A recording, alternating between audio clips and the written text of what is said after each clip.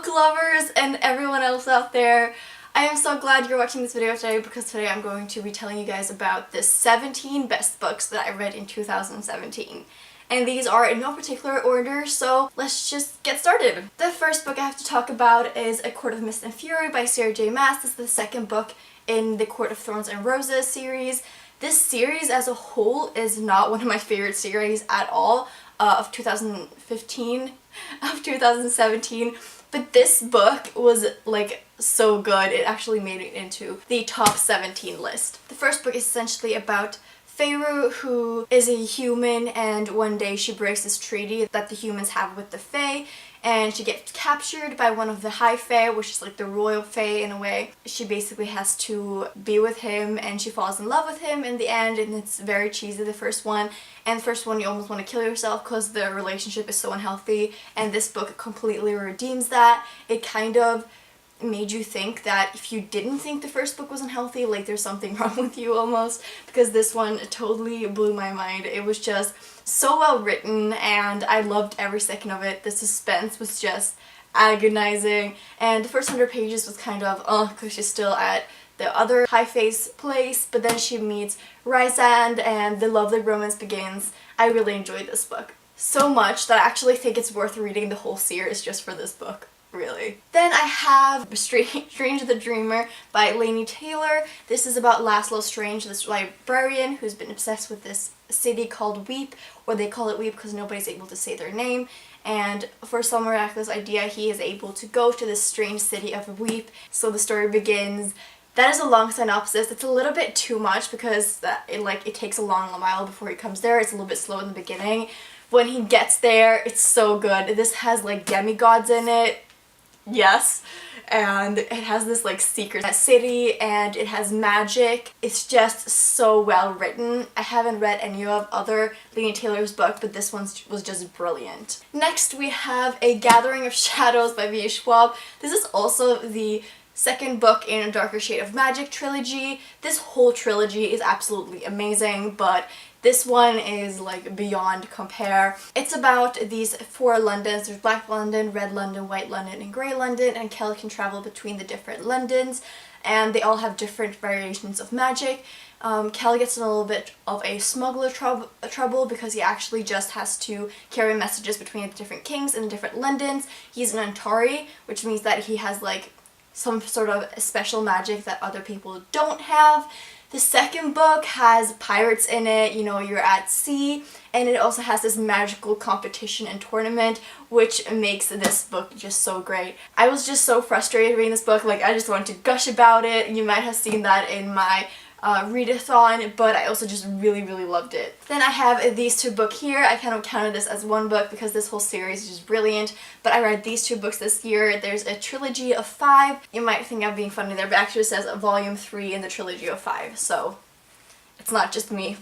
And so this is The Hitchhiker's Guide to the Galaxy. This is the second one, A Restaurant at the End of the Universe, and the third one, Life, the Universe, and Everything. And the reason I'm reading these so incredibly slow, despite the fact that they're incredibly short, is because they're incredibly good and I really don't want them to end. I'm just kind of just like, I want them to be those gems that I pick up when they're just, I really feel like it. These are about Arthur Dent, who is like the only human in the story. Earth blows up, and in the first one he's trying to just like figure out what happened with Earth kind of, and they're trying to figure out the answer to the universe, like what's the meaning of life. And then they like kind of get an answer and it's just so pointless. What I love about these books are that there's so many wise like reflections and wisdoms about our own society or humans that are kind of put in such a funny setting. Like it's so exaggerated in these books that it just makes you laugh so much, and they're just so brilliant. I highly recommend this sci-fi. Then we have a couple of classics. The first one is The Collector by John Fowles.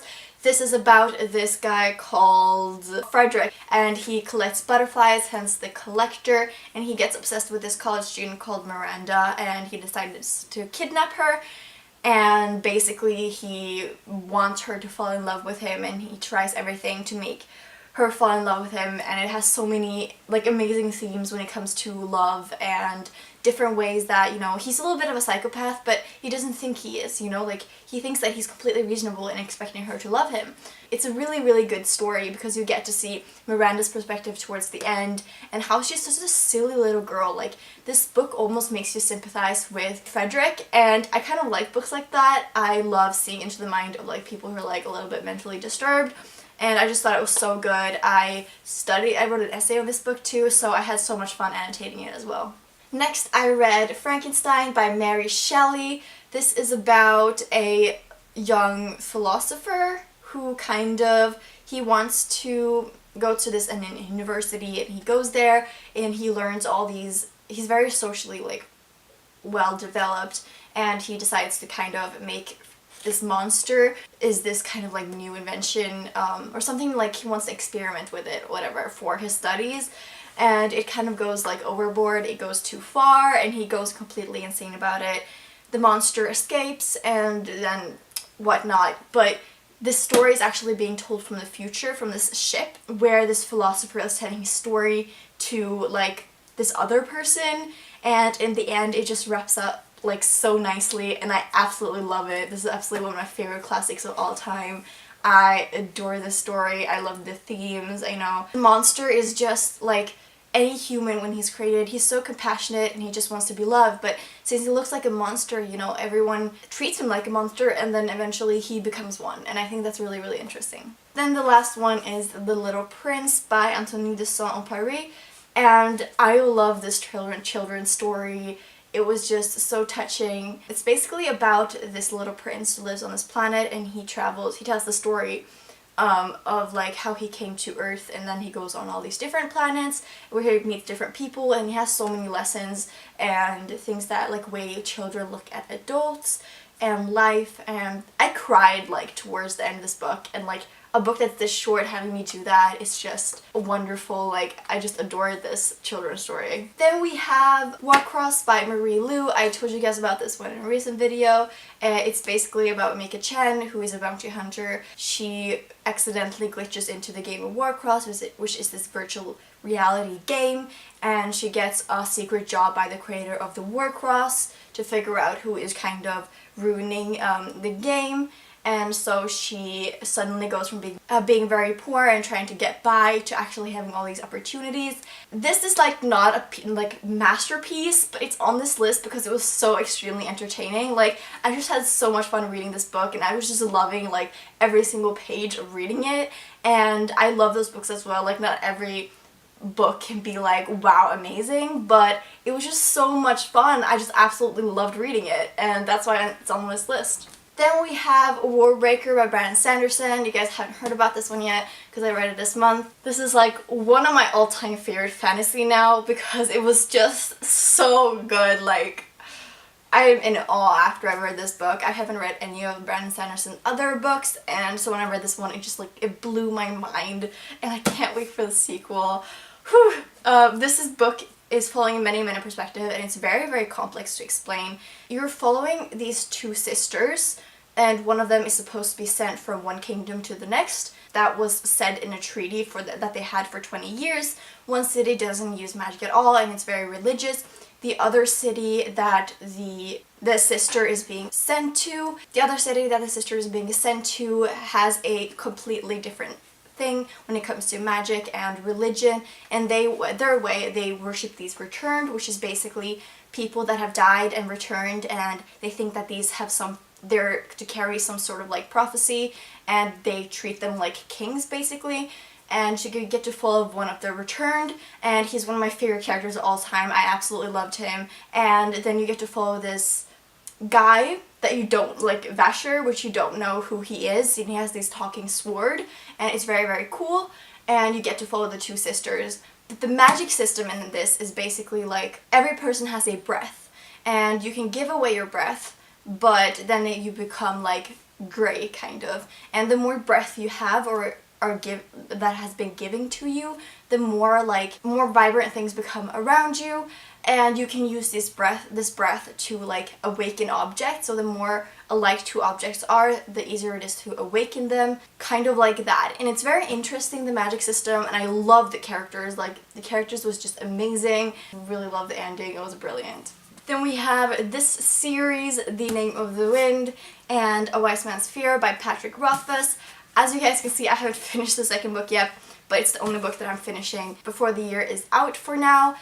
This series is just such an epic fantasy. It's about this innkeeper. He calls himself by Koti. He's telling his story of his life, and his real name was actually Quoth. And he's telling about, you know, how he went from being this musician to being extremely poor and losing his parents when he was very, very young. And he had to live on the streets, and then he comes to university where he learns magic.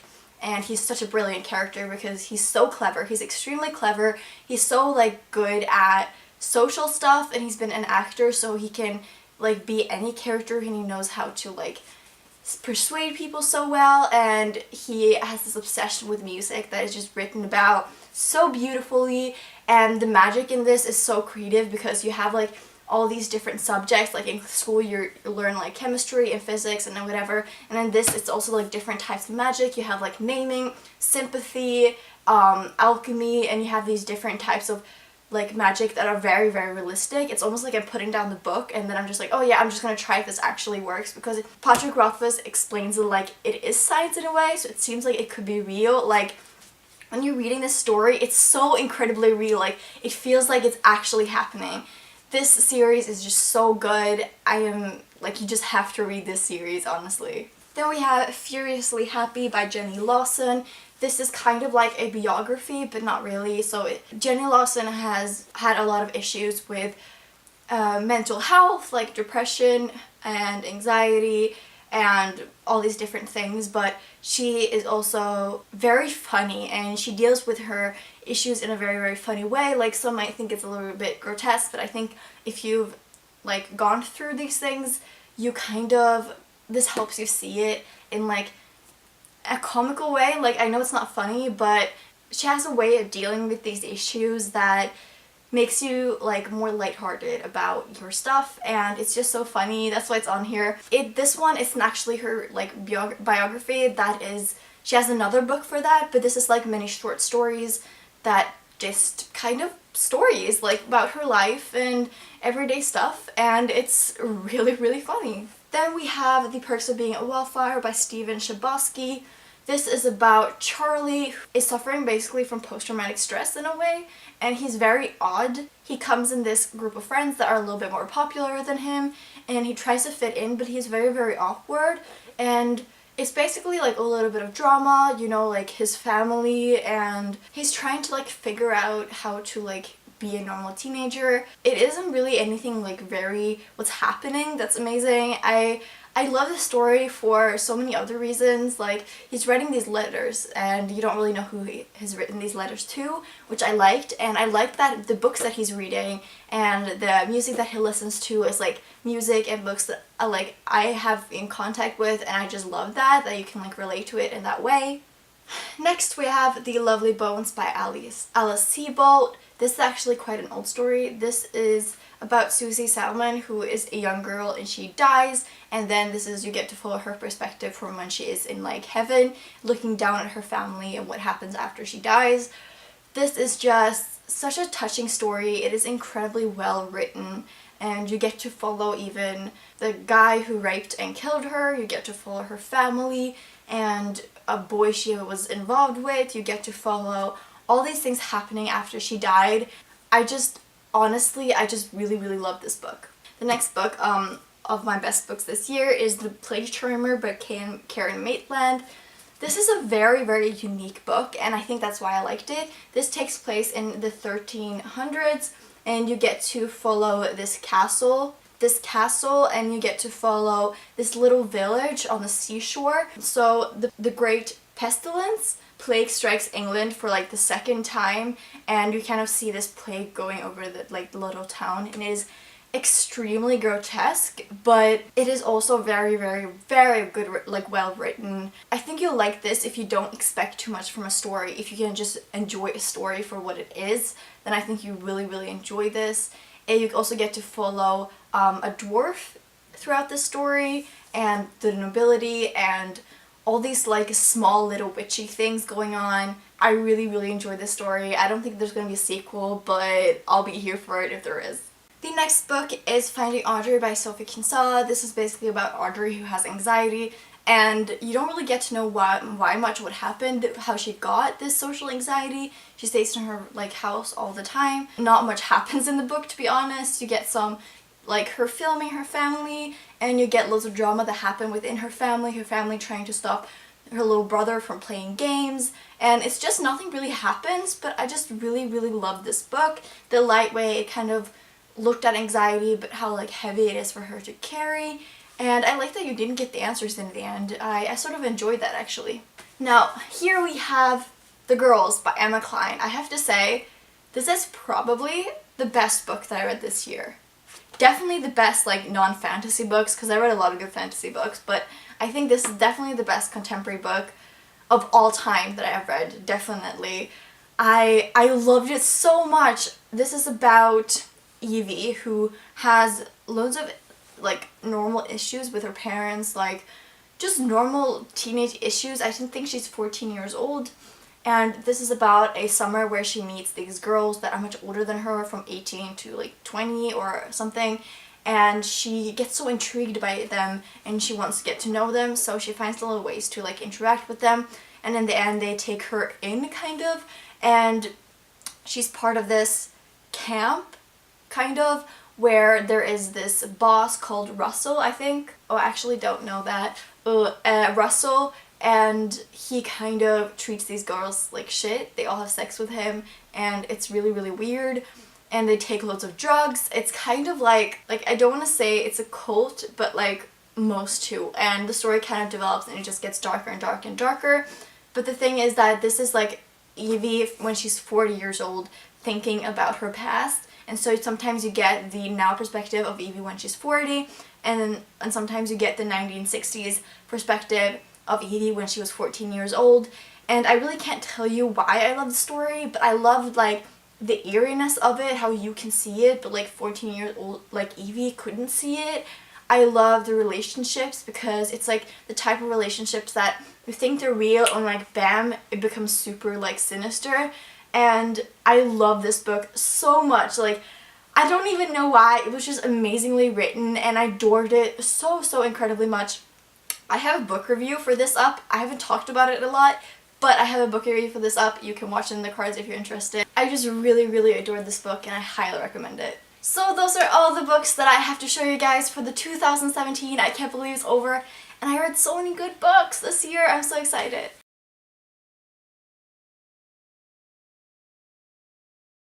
So comment below the best books that you read this year. I'd love to know. And I hope you guys have an amazing end of year and an amazing magical day. Bye bye!